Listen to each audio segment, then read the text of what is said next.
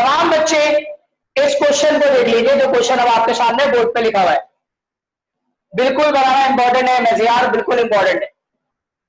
Using slope prove that, अब देखो ये जो यूजिंग स्लोप का वर्ड मेंशन किया हुआ है, ये 2.4 को आइडेंटिफाई करेगा कि ये एक्सरसाइज 2.4 का सवाल है। ठीक है, नंबर 2, प्रूव दैट, आपको प्रूफ करना है स्लोप की ही मदद से। देखो इन्होंने नहीं कहा आपको कि आप डिस्टेंस की मदद से प्रूफ करें। अब बताओ डिस्टेंस की मदद से प्रूफ करना होता तो हम एक्सरसाइज 2.1 की बात करते हैं, क्योंकि डिस्टेंस हमने 2.1 में पढ़ा है।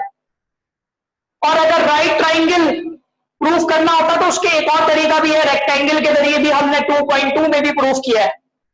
लेकिन यूजिंग स्लोप वर्ड मेंशन हो गया तो इसका मतलब ये एक्सरसाइज 2.4 है बेटा, एक्सरसाइज 2.4 है। और एक्सरसाइज 2.4 को जब आप स्टार्ट करोगे तो अब आपके सामने यहां पर एक लाइन स्लोप ट्राइंगल फॉर्म बना रहा होगा और राइट ट्राइंगल बना रहा होगा। प्लेन पर बनाकर ड्रॉ करके देखते हैं बेटा, जल्दी से देख लें प्लेन पर कैसे डायग्राम बन। x की वैल्यू 6, y की वैल्यू 5, एक लाइन तो यहां बन रही है पॉजिटिव, पॉजिटिव एक्सिस पर एक पॉइंट आ रहा है। ये बहुत ऊपर ले जाने तो क्या हो गया, x की वैल्यू -3, x की वैल्यू -3, y की वैल्यू 0, यहीं पर आ जाएगा पॉइंट। ठीक है, और एक पॉइंट है x की वैल्यू 4 और y की वैल्यू -2, नीचे आ रहा है, ऐसा क्या है, 4 थोड़ा सा इधर आएगा। अब देखो यहां पर ट्राइंगल फॉर्म होता हुआ नजर आ रहा है और ये राइट ट्राइंगल फॉर्म, समझ में आ रही है बात, राइट ट्राइंगल कैसे फॉर्म हो रहा है आपने देखा। अब पहला कोऑर्डिनेट कौन सा था, 6,5, इसको नाम दे देता हूं मैं a का, अभी लेट लिख देंगे वहां पे, सपोज कर लेंगे। एक पॉइंट था -3,0, इसको नाम दे दें b का, और c का पॉइंट दे दें 4,-2। देखो मैं जब भी वर्टेक्स का नाम रखता हूं तो ऑर्डरली रखता हूं, ये बात याद रखिएगा। अगर ये a है, ये b है, तो ये वाला c होगा, जो मैंने पॉइंट के लिहाज से रखे a, b और c। ठीक है, अब मुझे तीनों स्लोप निकालने हैं। कितने स्लोप निकालने हैं, अब सुनना मेरी बात गौर से, स्लोप कैसे निकलेगी। ये वाला स्लोप जो a से b तक है ये m1 हो गया, b से c तक वाला क्या हो गया m2, c से a तक वाला हो गया m3। मैं 3 स्लोप निकालूंगा पहले, slope of ab, slope of bc, slope of ca। मुझे 2 स्लोप परपेंडिकुलर नजर आएंगे, कोई भी 2 स्लोप परपेंडिकुलर नजर आएंगे। परपेंडिकुलर कंडीशन क्या होती है बेटा, सुनने वाला गौर से, कि अगर एक स्लोप मेरा 2/7 निकल रहा हो तो दूसरा स्लोप मेरा -7/2 निकल रहा होगा, साइन भी चेंज होगी और रेसिप्रोकल भी होगा। वो परपेंडिकुलर की कंडीशन थी जो मैंने क्वेश्चन नंबर 1 में आपको बताया था बेटा, कि जब पैरेलल से परपेंडिकुलर का एक स्लोप मालूम हो तो दूसरा स्लोप निकालने की जो ट्रिक होती है वो क्या होती है, उसी को रेसिप्रोकल कर दो और साइन चेंज कर दो, उसी को रेसिप्रोकल कर दो और साइन चेंज कर दो। तो अगर मैं आपके सामने लिख रहा हूं 7/5, ठीक है, -7/5, तो ये एक स्लोप है। दूसरा स्लोप परपेंडिकुलर की वजह से क्या हो जाएगा, माइनस से प्लस में कन्वर्ट हो जाएगा और ये बन जाएगा 5/7। तो हो रहा क्या है, मुझे यहां पर परपेंडिकुलरली इस बात को प्रूफ करना है कि ये राइट ट्राइंगल है, तो वो 2 जो स्लोप आएंगे वो एक दूसरे के क्या होंगे, परपेंडिकुलर होंगे, उसके जरिए प्रूफ होगा, अदरवाइज प्रूफ नहीं हो सकता। ठीक है, समझ में आ रही बात। तो आइए सबसे पहले हम जो है वो इसको प्रूफ करते हैं। तरीका क्या होगा, आज का लास्ट क्वेश्चन पढ़ेंगे, जो कि आप स्टार्ट करोगे सबसे पहले, let a, b and c, a, b and c are the vertices of right triangle. तो हमें क्या करना है, हमें 3 स्लोप चाहिए। स्लोप ऑफ ए बी, गौर से देखिएगा, जब स्लोप ऑफ ए बी चाहिए होगा तो मैं यहां क्या लिखा हूं, m1। सबसे पहले तो मैं a के कोऑर्डिनेट लिखूंगा, a का कोऑर्डिनेट हो गया 6,5 और b का कोऑर्डिनेट हो गया -3,0। ये कहलाएगा x1 y1 और ये कहलाएगा x2 y2।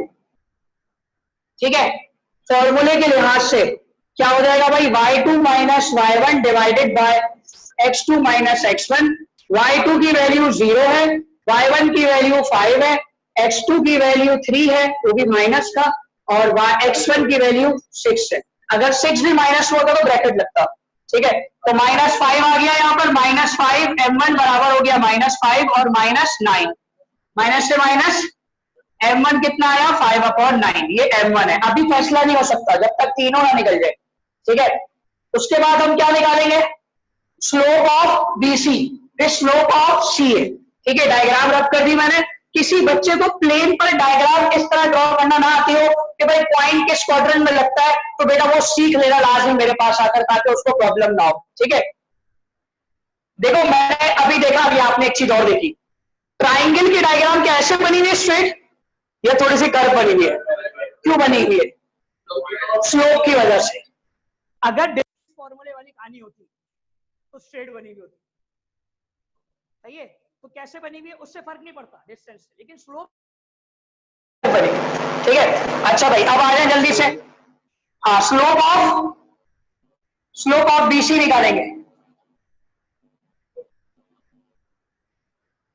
जी। B का वर्टेक्स है -3,0, x1 y1, C का स्लोप है 4, -2, x2 y2, M2 निकाल रहे हैं बेटा y2 y1, x2 x1। जी बेटा बताइए जल्दी से, शाबाश। y2 की वैल्यू -2 -0, 4 -3, M2 बराबर हो गया -2 और 4 + 3, जो कि बराबर हो गया -2/7। ये M2 आया। M2 कितना आया? -2/7। अब स्लोप ऑफ क्या निकालेंगे? CA। स्लोप ऑफ CA, जब स्लोप ऑफ CA की बात करेंगे तो C का वर्टेक्स हो गया 4, -2 x1 y1, और A का वर्टेक्स हो गया 6, 5 x2 y2, ठीक है। अब आप इसको M3 का नाम दे रहे हैं, y2 y1 divided by x2 x1। y2 क्या है 5 -2, x2 क्या है 6 -4, ये बन गया 5 + 2 और ये बन गया 2, और M3 आया बेटा 7/2। गौर से देखिए बेटा, गौर से देखिए, इन दोनों में कौन सा स्लोप है जो सेम है लेकिन रेसिप्रोकल है और साइन भी चेंज है? M2 और M3, M2 और, तो बेटा अभी जब हमने डायग्राम बनाई थी तो कुछ डायग्राम ऐसी तो थी कि ये वाली लाइन इस लाइन के ऊपर क्या थी? परपेंडिकुलर। बाकी बड़ी साइड तो ए भी थी जो हाइपोटेन्यूज थी, समझ में आ रही बात? तो इसका मतलब हमारा M2 और M3 बिल्कुल करेक्ट निकला है। देखो एनालिटिकल ज्योमेट्री इतनी मजेदार है कि इसमें बकायदा आप निकालते चले जाओगे चीजें और आपको प्रूव होता हुआ भी नजर आ रहा होगा, चाहे वो सवाल प्रूव होने वाला हो या ना हो, लेकिन वो आप डायग्राम के अकॉर्डिंग प्रूव कर रहे हो, ठीक है। अब हमें इस बात को समझना है कि ये वर्टिसेस ऑफ राइट ट्राइंगल है, तो इस चीज का पता कैसे चलेगा? अब इसको थोड़ी सी वर्किंग तो दिखानी पड़ेगी ना, मतलब एग्जामिनर पागल अगर मैं बोल दूं वही वाली बात, अब्दुल समद वाली बात, कि सर मैं आगे सॉल्व ना करूं अगर, तो ये बात तो मेंशन हो गया ना कि M2 और M3 जो है वो परपेंडिकुलर है, तो बेटा वो मुझे थोड़ा सा शो करना होगा। कैसे शो करना होगा उसको देखिए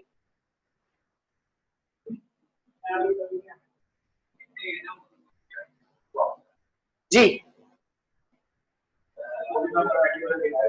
जी since M2 is perpendicular to, बल्कि इसमें ऐसा नहीं बताओगे, slope of BC is perpendicular to slope of CA, ठीक है बेटा।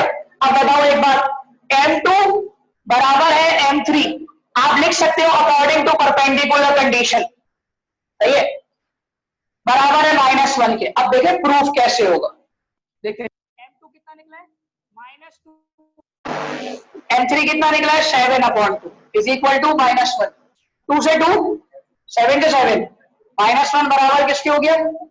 ये बात से प्रूव हो जाएगी बात, ये परपेंडिकुलर है, और परपेंडिकुलर के साथ साथ are the vertices of right triangle, तो आपने साथ साथ ये बात कर दिया, हेंस नीचे लाइन लिखोगे, hence A, B and C are the vertices of a right triangle, that's it। Pythagoras theorem से प्रूव